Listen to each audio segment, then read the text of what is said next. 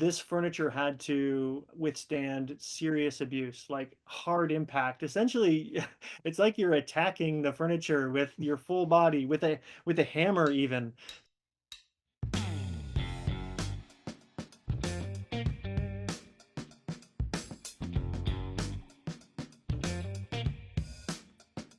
We are the Zenga Bros. My name's Benny, Yeah, my name's Christian.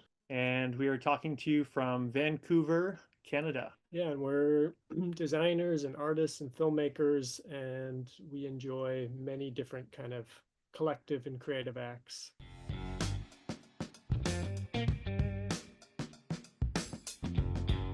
We are actually, in fact, brothers. So we grew up together, and we come from a big family. There's actually 8 boys and 1 girl in our family. So we had lots of help with all of our projects. And as we got older, we sort of followed our own pursuits. I got heavily into photography and filmmaking. Christian studied art, sculpture, and architecture. And what would you add to that? Yeah, and it just us being brothers and a large family, we all kind of pursued different interests, and now we have come together to be able to support each other to build these kind of creative environments that we like doing, whether it's designing the objects and fabricating them to documenting them to kind of it being a whole kind of creative environment.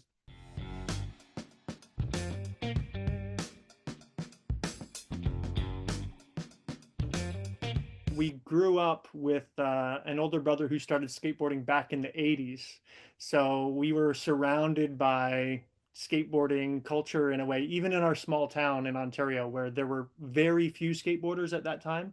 But we had these famous Powell Peralta skateboard videos, and they definitely left a big impression on us. And yeah, we picked up a skateboard as we were, young teenagers and just ran with it, went with it. Mhm. Being, I think, being people who are attracted to making things and building things too, skateboarding really comes from a world where, especially if you grow up in an environment where there's no skate parks, you have to build your own things. And so that act of not only skateboarding, but creating was really exciting for us. We built a lot of like skate parks and skateboard ramps out of scrap material as kids.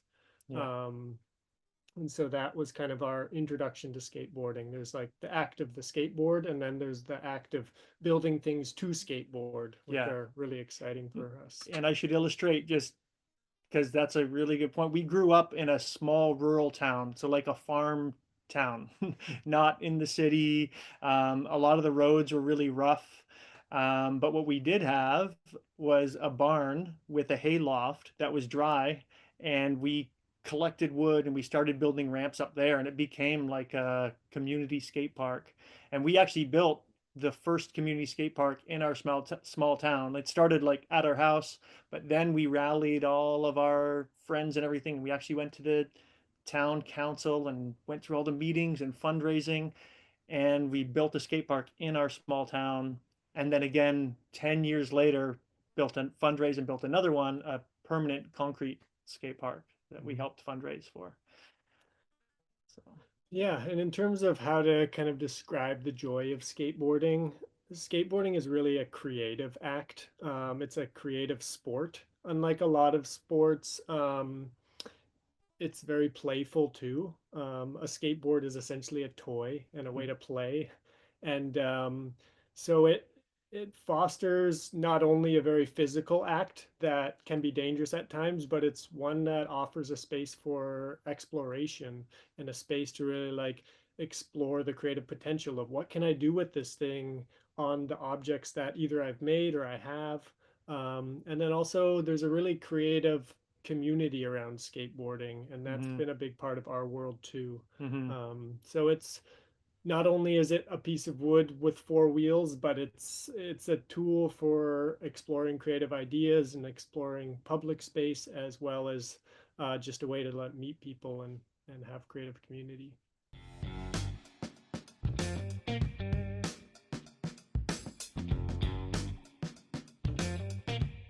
Design came to us at a young age because our dad is an engineer and he does drafting as well. and he always had interesting books in the household, whether it's handmade houses, Yeah. or like custom cars, and kind of really understanding from a young age that everything around us is designed, Mm-hmm. and is designed by someone or a group of people. And then also, we lived in a small, it was a small town, but there was a lot of artists who built their own houses and built their own furniture, Mm-hmm. and seeing that was really amazing to be like, oh, these people are designing their own worlds. And it gave us kind of the inspiration to be like, what could we design? And so I think design for us, it began less as a profession and more just a way of life, of like making things. It's like, I want to ride a bike that I haven't seen before. So we built bikes. It's like I wanted a skateboard ramp that didn't exist. So we built a skateboard ramp. And like the Mm-hmm. design was always part of that process. And then as we got older, you start to pursue things more professionally and you get paid to do things. I ended up studying sculpture in an undergrad, and then I did a master's of architecture degree. And now I work, yeah, doing like professional public space design. And so but it really came from that desire, and it still comes from that desire just to be hands-on and engaged in community, and to um, build things collectively. Mm-hmm. And then on the filmmaking side, that's sort of the area that I really found myself focused in. I grew up also thanks to our dad who got us a video camera like really early on when they were big. Like the camera was like almost too big to for us to carry when we were just like little 12-year-old kids. So we had a video camera from a very young age. And then as I was in high school, I was like the one guy in the group with the handy cam, and that was a big part of documenting skateboarding and BMX riding. And so that just went hand in hand, with kind of capturing our adventures was the video side. But then I got more seriously into filmmaking and actually studied film, made Super 8 films, 16 millimeter films, studied photography, and then that turned into a career for myself where I'm a camera operator, I'm a director and an editor. And so we really often when we pitch projects like the skate break project that we're talking about, we really pitched it as a sort of a dual project where it was very much a design build project about the furniture, but we could also attach this whole filmmaking side to it and pitch the video. So it really helped us sell it to Swatch, which was the brand that essentially financed the project, who was one of Andy Anderson's sponsors, which we can get to that. But yeah, that's kind of like how our sort of organic journey Hmm. that led us here. A lot of it is and that this project in particular is really close to us in the sense that it's like it was our project. Like it came from our sketchbooks, our designs, things that we had been dreaming up for years and years since we were like kids. So it was really unique that way. Hmm. And filmmaking is often inspired or kind of motivated design to some degree, whether it's Yeah, funding, kind of prototyping something through the film. yeah, We've done a number of projects like that. We did a project years ago called Skatehead, where we built a ramp cabin that was on railway tracks in Vancouver, and a whole bunch of other kind of objects that had been in our heads for a long time. But we actually used kind of the making of a film to fund building the objects that then we kind of yeah. could then use after. And so, Hmm. yeah, they're kind of hand in hand.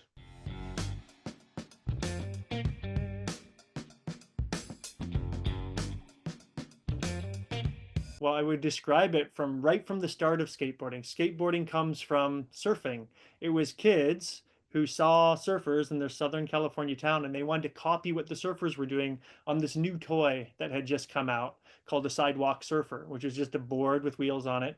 It followed roller skating. But then these kids are like, I want to do surf moves. So they took their skateboards to hills and then to embankments. And then they discovered, oh, we can go into an empty pool and do it. So it was always about kind of repurposing the environment, right? They were looking at their landscape differently. But then what's really cool about skateboarding is it didn't just stay in that realm of copying surfing. It actually went beyond that. And people started using them like in everywhere. They learned how to do the ollie so you could jump up a curb and then jump downstairs. And then as soon as people were jumping downstairs, suddenly the whole landscape opened up as a potential playground.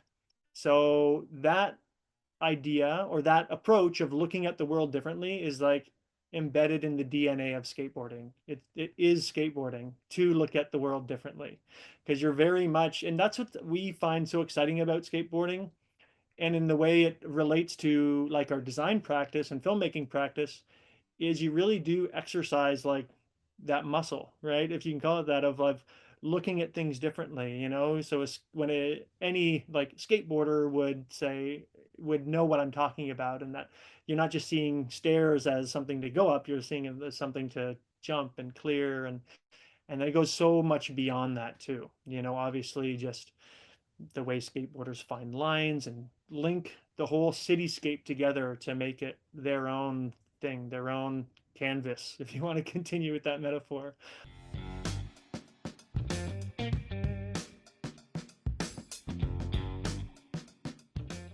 Andy at his core is an artist and just like a creative person. And so he's creative on the skateboard, but also in the way he moves through the world and talks to people. Yeah. And we just knew it would be really fun to work with him. We had worked on a number of projects with him in the past, and this was maybe the most creative one. Um, but in terms of our kind of surprise at how he used the objects, you design something and you have kind of an idea of how it might even be used. And even though we were going beyond kind of what someone would usually think when they're like, we're going to design a chair, we're like, oh, someone's going to skateboard on this as well. But Andy brought just a whole like flurry of tricks and movements that I'd never even seen before. Like Yeah. we built this chair that became a quarter pipe thinking he would do tricks along the side of it, but he ended up doing tricks all the way along the armrests on all kind of Yeah. sides of it. He would ride up the back of it and just really use it in a new way. And Mm-hmm. I think of working with Andy, yeah, again, just as like a creative, kind soul too. He's People have often asked me what it's like to be around Andy, and I say he's the most talented person that I've ever met who has no ego. And that's like a really interesting trait. When someone's really good at something, but they don't seem to have any ego about it, it feels really honest and fresh. And so, Yeah, that's yeah. true. Yeah. Yeah, what can I add to that? Well, I'll just say really quickly, if you haven't seen Skate Break, look it up on YouTube. But I can explain really quickly. We built a lounge ramp, so a chair that turns into a ramp, a boardroom table that turns into a series of banks and rails, a desk ramp, which was a standing desk that converted into a quarter pipe, and then the lamp ramp, which is one of the real standout features, and is a giant arched floor lamp that pivots down to become a volcano, is kind of what you call it. It's like a jump ramp with a big rainbow rail that Andy skated. And then finally, we built the Ramper Camper, which was our sort of vehicle to get from home to the studio that also transformed in style with a kind of a cabin that folded down into a ramp and had a built-in wood stove. And yeah, we like kind of pushing it into the surreal, and the whole experience with Andy was like very surreal. Hmm.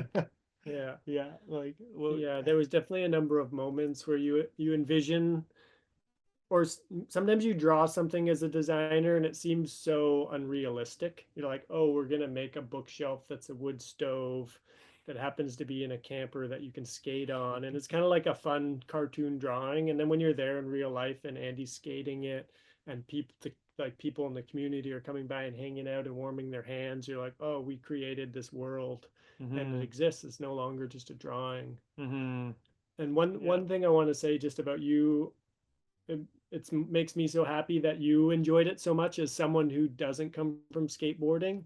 yeah, that's That was awesome. really our goal. We were like, hmm again, skateboarding for us is such a creative thing, and sometimes it has a bad rap in certain kind of design environments. And so to bring it to that realm of kind of like the design world and have people really enjoy watching it and hmm seeing how creative and expressive it can be was kind of the goal. So hmm and again, speaking like to you directly, like as you know, you're not a skateboarder. We also wanted, like echoing what Christian said, we see that like that approach we are talking about earlier about looking at the world differently. That's for everybody, right? Everybody can practice that and exercise that way of kind of creative perspective, shift in perspective and stuff. So skateboarding is like an example that we grew up with, but there's so many ways to approach the world differently and from a different perspective. So I hopefully that I feel maybe that just energy is conveyed through the piece, right? That's great.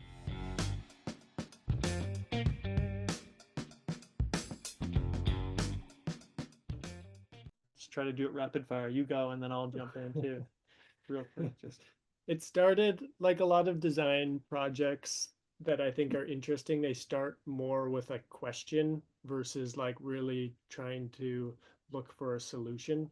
And our question was, could you create a whole creative studio space that also became a skate environment? And that's because for us, we often take skate breaks when we're working in our studio. It's a way of refreshing the mind and being physical and being creative and then coming back to your desk. But often you have to go somewhere to do that. And it was kind of this playful experiment of being, could you bring that into the studio without building a big half pipe that gets in the way? Could the furniture just act that way? So I mhm, would say it started kind of with asking a question, is this possible?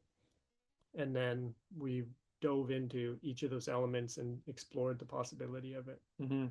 And then as for the fabrication, um, we have decades of experience building ramps, and now Christian, as a professional architect, interior designer, we just combine those two skill sets together. But knowing that this furniture had to withstand serious abuse, like hard impact. Essentially, it's like you're attacking the furniture with your full body, with a hammer even.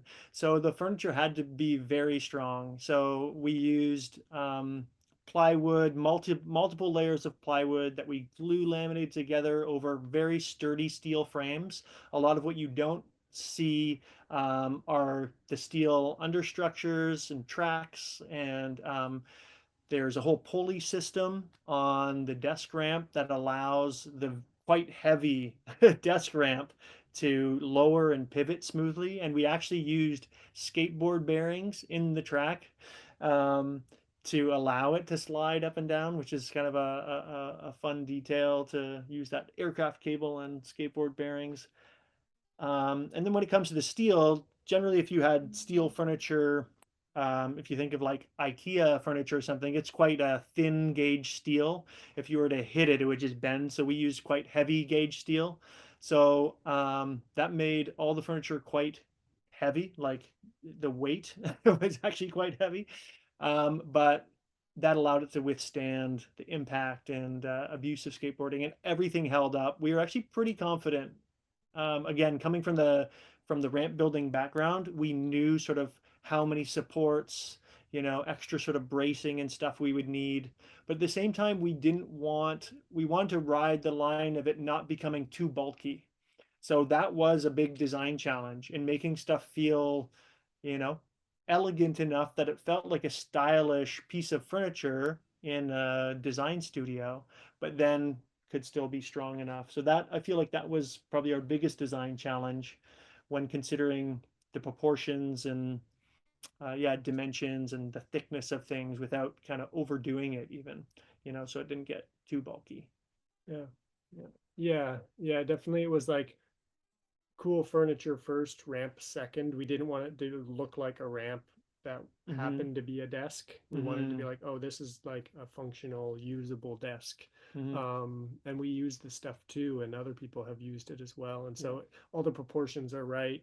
But at the same time, yeah, we wanted it to be something really fun to skate. Mm-hmm.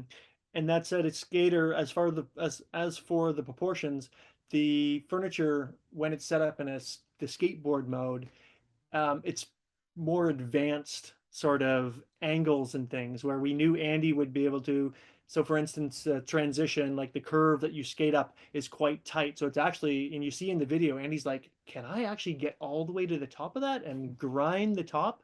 Because just riding the stuff was challenging based on the dimensions and sort of how compact it was. Um, yeah, I could kind of go on about it, but yeah, we were really happy with how rigid and how everything withstood um, yeah, the stress of skateboarding. But also we used this fir plywood and had a heavy coat of urethane on the top. But we anticipated the markings and things that the skateboarding would add to it, and we were embracing that too. We wanted to see sort of that those lines of wear, without the tear. Mhm. And one thing that I think is unique about how we work is we build all our own things, and Yeah. so we actually have a shop to prototype and try things out. So sometimes we would try something out and it wasn't quite right, and we'd Yeah. rebuild it and try something new. And a lot of stuff was done with hand tools, but we also have access to digital fabrication stuff, and Yeah. so we could, yeah, work in a variety of different ways. It was Hmm. from hand drawing to working on the computer quite a bit. Sometimes we would even do animated sequences to see how it kind of worked, Hmm. and then build it physically.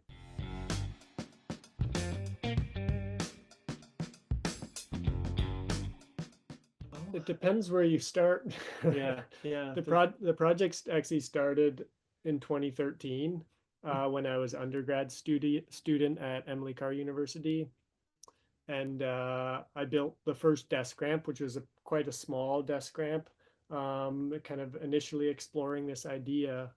And then we had actually designed a whole other series of furniture, from lounge chairs Oh that yeah, never got built. yeah, Over those years, we even designed a yeah. very large ramper camper that was on a big truck, and it never got built. And Hmm. so then 10 years later, when Andy reached out to us wanting to do this project, we brought in some of those ideas and then started exploring each Hmm. of these specific objects. And Hmm.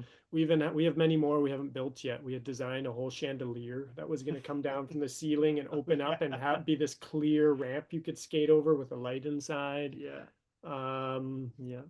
there's a bunch of other we did a bunch of outdoor furniture, these picnic tables that Oh. fold down that could be Hmm. used in public space. Yeah, there's more to do. And so it's hard to put a number on it. We've designed a lot of different versions, Hmm. and these five or six that are here now, were the result of just having like a timeline, and this is what we got to do. Yeah, ultimately that timeline, because once we essentially, had the green light and we were able to pitch this project, it was a pretty narrow timeline to actually designing and building and then testing the furniture. It was just a few months.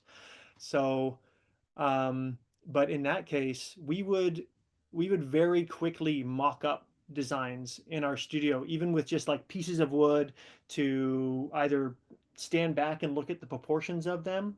That was probably the biggest part of the iterations is working out the physical proportions before committing to, buying the steel, cutting the steel. So once we got to the point of yeah, buying the finished materials, we had committed to the design and we had worked out kind of all of our iterations. So that was what we were taking to the project. And that's very much why the film starts with us saying this is a proof of concept. We were testing all of these things for the first time. Like that everything you see in the video is the very first time any of it had been used, first time Andy had ever even seen it.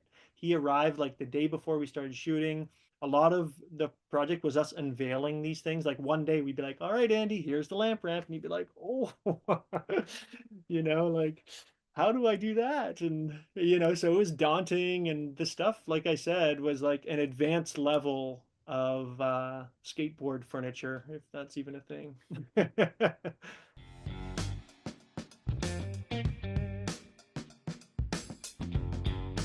Well, the lamp ramp's hanging in our workshop studio. It's kind of cantilevered off the wall over our workbench, so we get to see that uh, every time we're in there. We've actually donated the desk ramp to a local community center, so it's set up there, which is really cool. And then the other pieces are actually in storage at our studio. So we're waiting do some more with them. We actually have an opportunity to show them. We showed them in an art show that we mounted at Trap Projects, an art gallery run by a good friend of ours, Patrick Anderson. And so we actually finished, as soon as we finished filming the project, we mounted an art show ourselves with Trap Projects where we showed all the furniture publicly and people could come see it. So that was really great. And that was kind of always part of our vision as well, to sort of present this stuff to the public in that way. We'd love to do that more, and it looks like we have an opportunity to do that again in an upcoming art exhibit that's currently being planned right now. Yeah, there's this skateboard show going to be happening in 2026 in the Menge Museum in San Diego. And a number of the objects are going to be in that show. We always treated them as kind of art objects that ask a question versus like design objects that were meant for sale. And I see them being kind of a almost like a sculptural exploration that we're going to continue. Mm-hmm. And so there's the objects we've made, and they're often living their life through exhibitions and being shown in certain contexts like that. Mm-hmm. But I imagine we'll build many more too. Mm-hmm. And we always hoped that it would be just like this, a conversation starter Mm-hmm. too, and something that would generate sort of more of this kind of play, both not just in the streets, but within our creative spaces. And um, yeah, so it's our kind of our contribution to that discussion, exchange. And yeah, if anyone wants to reach out to us with questions, we're like totally open to try to, share tips and tricks and things that we learned through this process. So for us, that's really at the heart of it, what it's all about.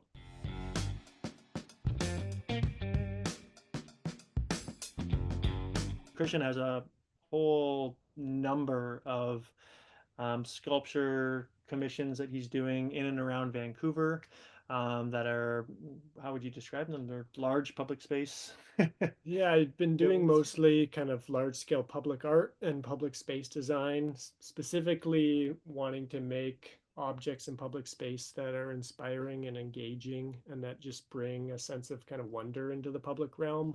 So I'm doing a series of these really large kind of chandeliers that are also kaleidoscopes that you look up into.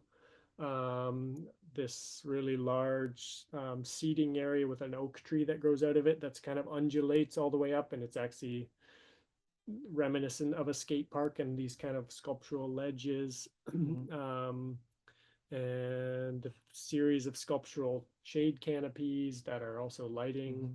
things like that. But Mm-hmm.